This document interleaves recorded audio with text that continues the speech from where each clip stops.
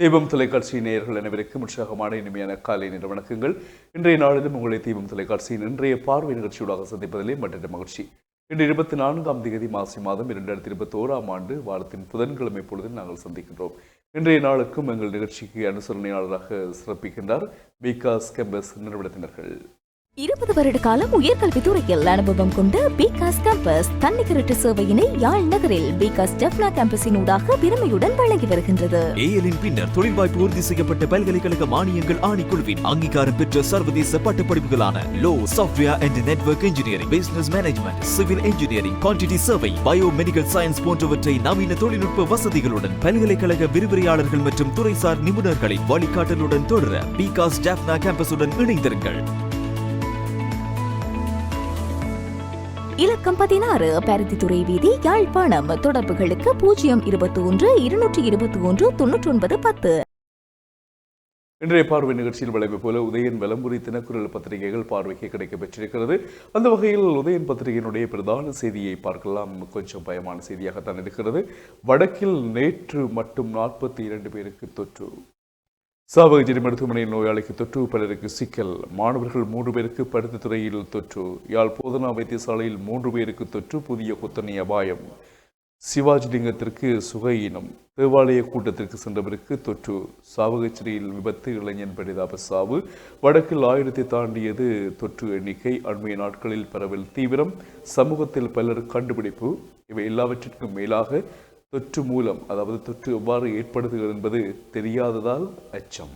இவை உதயன் பத்திரிகையினுடைய செய்திகள். முழுமையாக நாங்கள் வாசித்ததன் காரணம், முக்கியமாக முன்பக்கத்திலே அதிகமான செய்திகள் கொரோனா தொற்று வடக்கில் எங்கெங்கெல்லாம் வியாபித்திருக்கிறது என்ற விடயத்தை இங்கே பதிவிட்டிருப்பதனால் நாங்கள் முழுமையாக பார்த்தோம். விரிவாக நாங்கள் பார்க்கலாம். வடக்கில் நேற்று 42 பேருக்கான தொற்று என்ற செய்தியை பார்ப்போம். வடக்கு மாகாணத்தில் 42 பேருக்கு நேற்று கொரோனா தொற்று உறுதி செய்யப்பட்டுள்ளது. யாழ்ப்பாணம் மாவட்டத்தில் 17 பேருக்கும், மன்னார் மாவட்டத்தில் 25 பேருக்கும் தொற்று உறுதி செய்யப்பட்டுள்ளது. வடக்கு மாகாணத்தில் இதுவரை தொற்றிற்குள்ளானவர்களின் எண்ணிக்கை 4000 அதிகரித்துள்ளது. மன்னிக்க வேண்டும், வடக்கு மாகாணத்தில் இதுவரை தொற்றிற்குள்ளானவர்களின் எண்ணிக்கை 1004 அதிகரித்துள்ளதாக அந்த செய்தியை தொடர்வதை நாங்கள் பார்க்கக்கூடியதாக இருக்கிறது. பருத்தித்துறை சுகாதார வைத்திய அதிகாரி பிரிவில் 13 பேருக்கும், யாழ்ப்பாணம் போதனா மருத்துவமனையில் 3 பேருக்கும், சாவகச்சேரி வைத்திய அதிகாரி பிரிவில் 1 பேருக்கும், மாந்தை மேற்கு சுகாதார வைத்திய அதிகாரி பிரிவில் 24 பேருக்கும், மடு சுகாதார வைத்திய அதிகாரி பிரிவில் 1 பேருக்குமாக இவ்வாறு தொற்று உறுதிப்படுத்தப்பட்டிருக்கிறது. மாந்தை மேற்கில் இனங்காணப்பட்ட தொற்றாளர்கள் 6 குடும்பங்களைச் சேர்ந்தவர்கள். 2 குடும்பங்களைச் சேர்ந்த தொற்றாளர்கள் மன்னாரில் உள்ள ஆடை தொழிற்சாலையுடன் தொடர்புடையவர்களாம். 2 குடும்பங்கள் வலைப்பாடு பகுதியில் தொற்றுடன் இனங்காணப்பட்ட மீனவருடன் தொடர்புபட்டவர்கள். யாழ்ப்பாணத்தில் அண்மைய நாட்களில் கொரோனா வைரஸ் தொற்று தீவிரம் பெற்றுள்ளது. சமூகத்தில் இருந்து பலர் இனங்காணப்பட்டுள்ள நிலையில் நேற்று முன்தினமும் மற்றும் நேற்றைய தினமும் மருத்துவமனைகளில் இருந்தும் தொற்றாளர்கள் இனங்காணப்பட்டுள்ளமை அதிர்ச்சியாக காணப்படுகிறது. அது மட்டுமில்லாமல் இனங்காணப்படும் தொற்றாளர்கள் பல இடங்களில் நடமாடியுள்ளதாகவும் பதியப்பட்டிருக்கிறது. கொரோனா வைரஸ் சமூக தொற்றாக மாறியிருக்கலாம் என்றும், எதிர்வரும் நாட்களில் புதிய கொரோனா கொத்தணிகள் உருவாகலாம் என்றும் மக்கள் மத்தியில் பெரு அச்சம் ஏற்பட்டுள்ளதாக அந்த பிரதான செய்தி அமைகிறது. அதனுடைய தொடர்ச்சியாக நாங்கள் யாழ் போதனா வைத்தியசாலையில் 3 பேருக்கு தொற்றாம், புதிய குத்தணை அபாயம் என்ற தலைப்பில் பிரசுரிக்கப்பட்டிருக்கிறது. யாழ்ப்பாணம் போதனா மருத்துவமனையில் நேற்று 3 பேருக்கு கொரோனா தொற்று உறுதி செய்யப்பட்டுள்ளது. தாதியர் 2 பேருக்கும், நோயாளி 1 பேருக்குமே இவ்வாறு தொற்று உறுதி செய்யப்பட்டுள்ளதாக செய்தி எழுதப்பட்டிருக்கிறது. யாழ்ப்பாணம் போதனா மருத்துவமனை நரம்பியல் நிபுணர் 1 பேருக்கு நேற்று முன்தினம் கொரோனா தொற்று உறுதி செய்யப்பட்டது நாங்கள் நேற்றைய பத்திரிகையில் பார்த்தோம். அதையடுத்து அவருடன் தொடர்புகளை பேணிய மருத்துவர்கள், தாதியர்கள் மற்றும் நோயாளிகள் ஆகியோரில் ஒரு பகுதியினருக்கு நேற்று PCR பரிசோதனை மேற்கொள்ளப்பட்டது. அதில் 3 பேருக்கு தொற்று உறுதி செய்யப்பட்டுள்ளதாக சொல்லப்படுகிறது. மருத்துவமனையில் அதிதீவிர சிகிச்சை பிரிவின் பொறுப்பு தாதி உத்தியோகத்தர் மற்றும் நோயாளி 1 பேருக்குத்தான் இவ்வாறான தொற்று உறுதியாகியுள்ளது. அது மட்டுமில்லாமல் தொற்றாளர்களுடன் தொடர்புகளை பேணியோரை இனங்காணும் நடவடிக்கைகள் முன்னெடுக்கப்பட்டுள்ளன. மேலும் பலருக்கு PCR பரிசோதனைகள் மேற்கொள்ளப்பட வேண்டிய நிலைமையில் இந்த எண்ணிக்கை அதிகரிக்கலாம் நிச்சயமாக என்பதில் மாற்றமில்லை. அந்த செய்தியும் அதில் பதியப்பட்டிருக்கிறது. அதேபோல் மாணவர்கள் 3 பேருக்கு பருத்தித்துறையில் தொற்றாம். பருத்தித்துறையில் நேற்று இனங்காணப்பட்ட தொற்றாளர்களில் 3 பேர் பாடசாலை மாணவர்கள் ஆவர். இவர்கள் கடந்த 16ஆம் தேதி வரை பாடசாலைக்கு சமூகம் அளித்துள்ளனர்.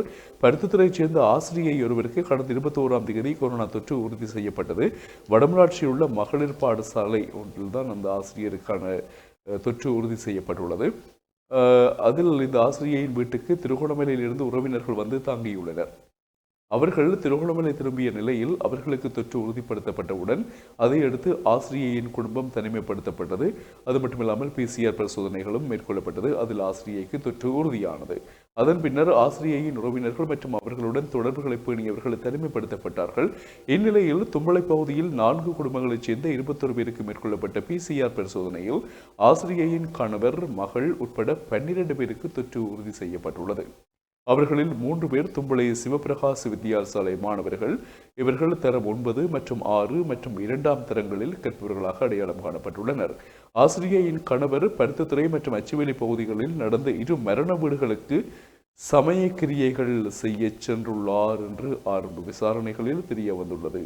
எனவே சுகாதார பிரிவினர் அது சம்பந்தமாகவும் அந்த மரண சடங்கில் கலந்து கொண்டவர்கள் சம்பந்தமாகவும் விடயங்களை திரட்டி அவர்களையும் தனிமைப்படுத்தலாம் என்ற எதிர்பார்ப்பு இருக்கிறது. பார்ப்போம்.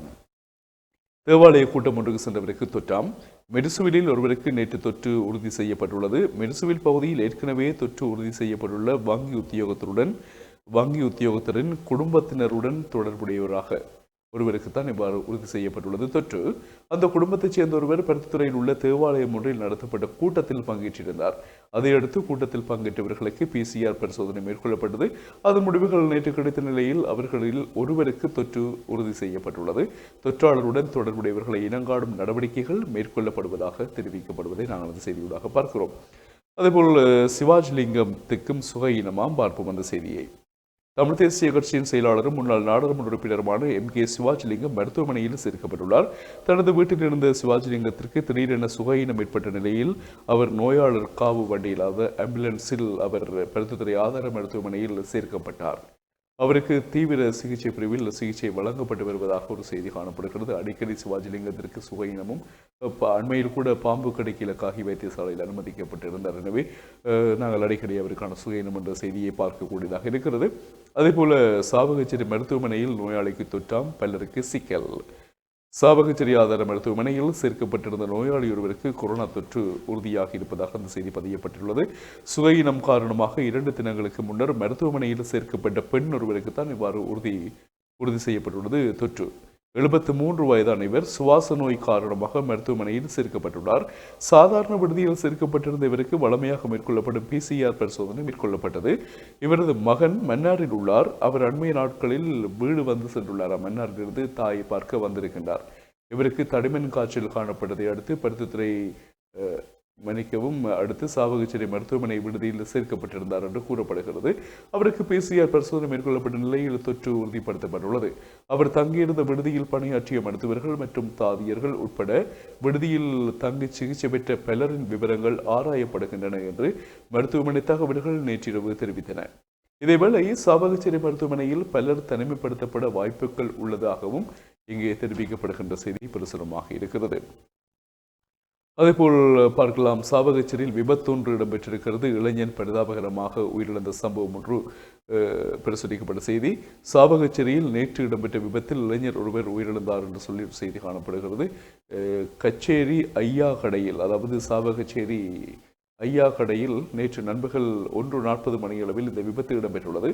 நெல்லியடி விக்னேஸ்வரா வீதியைச் சேர்ந்த ஆண்டனி ஷியான் என்ற வயது 20 இளைஞர் தான் இவ்வாறு உயிரிழந்துள்ளார்.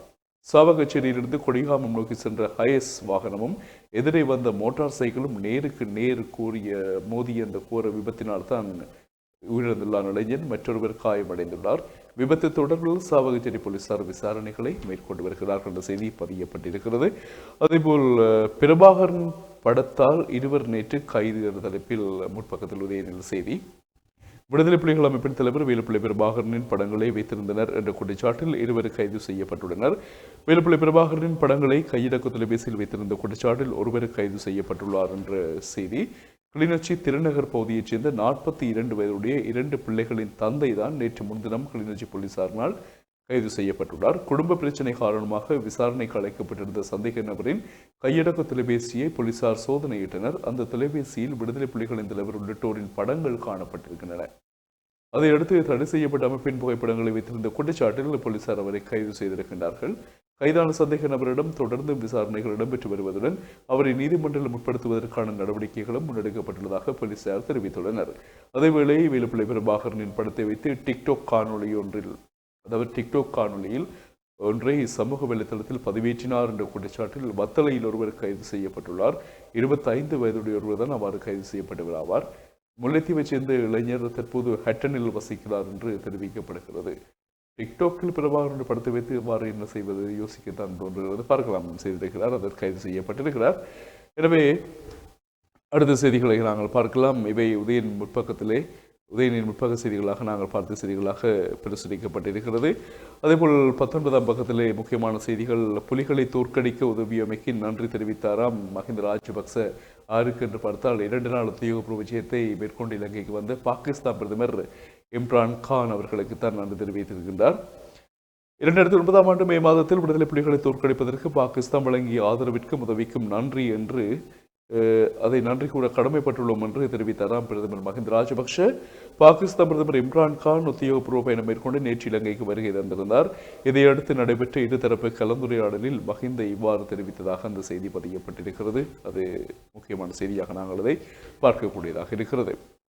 அதேபோல் இம்ரானின் வருகையின் போது கொழும்பில் கொந்தளிப்பு ஏற்பட்டிருக்கிறது. ஜனசாக்களை எரிக்காதீர் என்ற கோஷத்தோடு இலங்கையில் கொரோனா வைரஸ் தொற்றால் உயிரிழக்கும் முஸ்லிம்களின் ஜனசாக்கள் எரிக்கப்படுவதை உடன் தடுத்து நிறுத்த கோரியும் ஜனசாக்கள் அடக்கம் செய்யப்படும் என்று பிரதமர் மஹிந்த ராஜபக்ஷ வழங்கிய வாக்குறுதியை நிறைவேற்ற கோரியும் தான் கொழும்பில் நேற்று ஆர்ப்பாட்ட பேரணி நடைபெற்றது. பலவந்த ஜனாசா அரிப்பிற்கு எதிரான தேசிய அமைப்பு மற்றும் தமிழ் முஸ்லிம் நாடாளுமன்ற உறுப்பினர்களால் ஏற்பாடு செய்யப்பட்டிருந்த இந்த பேரணியில் பெருந்திரளானோர் கலந்து கொண்டனர். ஜனாதிபதி செயலகத்திற்கு அருகில் ஆரம்பித்த இந்த பேரணி கொம்பனி தெரு வரை நடத்தப்பட்டிருக்கிறது. முஸ்லிம்களின் ஜனசாக்களை எரிக்காதே, அடக்கம் செய்ய அனுமதிக்கும் தீர்மானத்தை செயற்படுத்து போன்ற கோஷங்களுடன் இந்த பேரணி முன்னெடுக்கப்பட்டதாக பதியப்பட்டிருக்கிறது. பாகிஸ்தான் பிரதமர் இம்ரான் கானின் நேற்றைய இலங்கை வருகையை மையமாக வைத்து இந்த ஆர்ப்பாட்டம் முன்னெடுக்கப்பட்டதாக எழுதப்பட்டிருக்கிறது. இதேவேளை ரிஷாட் பதியுதீன் மற்றும் ரவூப் ஹக்கீம் ஆகியோர் பாகிஸ்தான் பிரதமரை சந்திக்க உள்ளனர் என்று முதலில் தகவல்கள் வெளியாக இருந்த போதும் குறித்த சந்திப்பு ரத்து செய்யப்பட்டுள்ளதாக தெரிவிக்கப்படுகிறது. இந்த சந்திப்பு ரத்து செய்யப்பட்டதன் பின்னால் அரசியல் நோக்கங்கள் நிச்சயமாக இருக்கும், ஆனால் எதுவும் இல்லை எனவும் இது பாகிஸ்தான் பிரதமரின் பயணம் தொடர்பாக முடிவுகளை எடுக்கும் குழுவின் தீர்மானமே எனவும் நேற்று முன்தினம் நடைபெற்ற அமைச்சரவை தீர்மானங்களை அறிவிக்கும் செய்தியாளர் சந்திப்பில் அமைச்சர் கேகலிய ரம்புக்வெல தெரிவித்திருப்பதாக அந்த செய்தி பதியப்பட்டிருக்கிறது. அதேபோல் மற்றொரு பிரிட்டனின் பிரேரணை புஸ்வானம் கூட்டமைப்பின் பங்காளி கட்சியான டெலோ காட்டமாக தெரிவித்திருக்கிற செய்தி. மனித உரிமைகள் ஆணையத்தின் கூட்டத்தொடரில் பிரிட்டன் தலைமையில் இலங்கை மீது கொண்டு வரப்படவிருக்கும் பிரேரணையில் குறிப்பிடப்பட்டுள்ள விடயங்கள் தமிழ் மக்கள் எதிர்பார்க்கும் நீதியை பெற்றுக் கொடுக்கும் வகையில் காத்திரமானதாக அமைந்திருக்கவில்லை என்று டெலோ கடும் விசனம் வெளியிட்டுள்ளது. பிரிட்டனின் வெளிநாட்டு அலுவலர்கள் அலுவலகத்திற்கு டெலோவின் இங்கிலாந்து கிளையினூடாக அனுப்பி வைக்கப்பட்ட கடிதத்தில் மேலும் தெரிவிக்கப்பட்டுள்ளதாவது, மனித உரிமைகள் ஆணையாளருடைய அறிக்கையில் பெரும் நம்பிக்கையோடு இருந்த எமக்கு இந்த மாதிரி விரைவு வலிமை இழந்த நிலையில் இருப்பதையும் அறிக்கையில் இடப்பட்ட விடயங்களிலிருந்து அதிக தூரம் அது விலகிச் செல்வதோடு கடந்த கால பிரேரணைகளான 30/1, 34/1, 40/1 ஆகியவற்றில் உள்ளடக்கப்பட்ட பல விடயங்கள் தவிர்க்கப்பட்டுள்ளதாகவும் அவதானிக்கிறோம். எங்களுடைய நீதிக்கான கோரிக்கைகள் பலவீனப்படுத்தப்பட்டுள்ளமையையும் மனித உரிமைகள் ஆணையம் மற்றும் உறுப்புரிமை நாடுகள் எம்மீது கொண்டிருக்கும் நம்பிக்கையை இழக்கச் செய்வதாக இருப்பதையும் உணர்வதால் சமர்ப்பிக்கப்பட இருக்கின்ற பிரேரணை போரால் பாதிக்கப்பட்ட மக்களுக்கு நீதி வழங்கும் வகையில் அமைய வேண்டுமே தவிர குற்றவாளிகள் தப்பிக்க இடமளிப்பதாக இருக்கக்கூடாது என்பதை கருத்தில் கொண்டு மேற்குறிப்பிட்ட விடயங்களை உள்ளடக்கியதாக திருத்தி அமைக்குமாறு கேட்டுக்கொள்கிறோம் என்று பிரிட்டன் மீது டெலோ தனது காட்டமான செய்தியை வழங்கியிருக்கிறது. 5ஆம் பக்கத்தில் உதயனின் ஆசிரியர் தலையங்கம் தோல்விகளில் இருந்து கற்றுக்கொள்ளுங்கள் என்ற தலைப்பில் எழுதப்பட்டிருக்கிறது. கடந்த ஆண்டு நடைபெற்ற முடிந்த நாடாளுமன்ற தேர்தலில் வடக்கு கிழக்கு மாகாணங்களில் சிங்கள தேசிய கட்சிகள் கணிசமான வாக்குகளை பெற்றிருந்தன. தமிழ் தேசிய கட்சிகள் பிளவுண்டு சிதறுண்டு இருந்தமை அதற்கு வாய்ப்பாகியது. தமிழ் தேசிய கட்சிகள் ஒவ்வொன்றும் தமக்குள்ளே முட்டி மோதி சேறு வாரி பூசியதன் விளைவதைத்தான் நாங்கள் தேர்தல் முடிவாக அறுவடை செய்திருந்தோம். இந்த மோசமான பின்னடைவிலிருந்து பாடத்தை கற்றுத் தருவதற்கு தங்களை கட்சி தலைவர்களாக கூறிக்கொள்பவர்கள் இன்னமும் தயாரில்லை என்பதுதான் மிக வேதனையான விடயம். ஆக குறைந்தது தெற்கில் விஸ்வரூபம் எடுத்து தமிழர்களின் இருப்பையே வலித்து துடைக்க முயலும் ராஜபக்சக்களின் பேரினவாதத்தை எதிர்ப்பதற்கு கூட ஒன்றிணைய தமிழ் தேசிய கட்சி தலைவர்கள் இன்னும் தயாராக இல்லை என்பது வேதனை. பொதுவில் முதல் புலிகண்டி வரை பேரணி தமிழ் மக்களின் உயிரோட்டமான ஆத்மார்த்த ரீதியிலான ஆதரவுடன் பேரெழுச்சி காட்டியிருந்தது. தமிழ் மக்கள் இன்று எதிர்கொள்ளும் அடக்குமுறைகளை தகர்த்தெறிவதற்கும் தம் மண்ணில் தம்மை தாமே ஆட்சி செய்து வாழ்வதற்குமான உரிமையை கோரியும் நடந்தது அந்த பெரும் பேரணி. எனவே அதிலிருந்து நாங்கள் ஒவ்வொரு தோல்விகளிலிருந்தும் நிறைய விடயங்களை கற்றுக்கொள்ள வேண்டும் என்ற தலைப்பில் யதார்த்தமான விடயங்கள் ஆசிரியர் தலைப்பாக உதயனில் பிரசுரமாக இருக்கின்றன. நாங்கள் தொடர்ந்து விளம்பரி பத்திரிகையினுடைய செய்திகளை பார்க்கலாம். பத்திரிகைகள் கிடைத்தால் நீங்கள் நிச்சயமாக அந்த செய்திகளை முழுமையாக பார்த்துக் கொள்ளுங்கள். நிச்சயமாக நாங்கள் நாட்டில் நடக்கின்ற விடயங்களை தெளிவாக புரிந்து கொள்ளது ஏதுவாக அமையும். விளம்பரியின் பிரதான செய்தி: வடக்கில் கொரோனா விஸ்வரூபம், 42 பேருக்கு ஒரே நாளில் தொற்று உறுதி. பருத்தித்துறையில் நடனாசிரியையுடன் தொடர்புபட்ட 13 பேருக்கு கொரோனா. யாழ்ப்பாணம் போதனா வைத்தியசாலையில் தாதி உத்தியோகத்தர்கள் உட்பட 2 பேருக்கு தொற்று. யாழ் போதனாவின் நோயாளி ஒருவருக்கு தொற்று உறுதி. சாவகச்சேரி ஆதார வைத்தியசாலையில் நோயாளி ஒருவருக்கு தொற்று. விரிவாக நாங்கள் பார்ப்போம். வடக்கில் மீண்டும் கொரோனா விஸ்வரூபம் எடுத்துள்ள நிலையில் நேற்று ஒரே நாளில் 42 பேருக்கு தொற்று உறுதி செய்யப்பட்டுள்ளது. யாழ்ப்பாணம் ஆய்வுக்கூடங்களில் மேற்கொள்ளப்பட்ட PCR பரிசோதனைகளின் முடிவில் தான் இந்த முடிவுகள் கிடைக்கப்பட்டிருக்கின்றன. அதை நாங்கள் விரிவாக பார்க்கலாம். நிகழ்ச்சியில் சிறியதொரு விளம்பர இடைவெளி ஒன்றை தொடர்ந்து 20 வருட காலம் உயர்கல்வித்துறையில் அனுபவம் கொண்ட பிகாஸ் கேம்பஸ் தன்னிகரற்ற சேவையினை யாழ் நகரில் பிகாஸ் டெஃப்னா கேம்பஸின் ஊடாக பெருமையுடன் வழங்கி வருகின்றது. ஏஎலின் பின்னர் தொழில் வாய்ப்பு உறுதி செய்யப்பட்ட பல்கலைக்கழக மானியங்கள் ஆணைக்குழுவின் அங்கீகாரம் பெற்ற சர்வதேச பட்டப்படிப்புகளான law, software and network engineering, business management, civil engineering, quantity survey, biomedical science போன்றவற்றை நவீன தொழில்நுட்ப வசதிகளுடன் பல்கலைக்கழக விரிவுரையாளர்கள் மற்றும் துறைசார் நிபுணர்களின் வழிகாட்டலுடன் தொடர பிகாஸ் டெஃப்னா கேம்பஸுடன் இணைந்திருங்கள். இலக்கம் 16 பருத்தித்துறை வீதி, யாழ்ப்பாணம். தொடர்புகளுக்கு 021 221 99 10.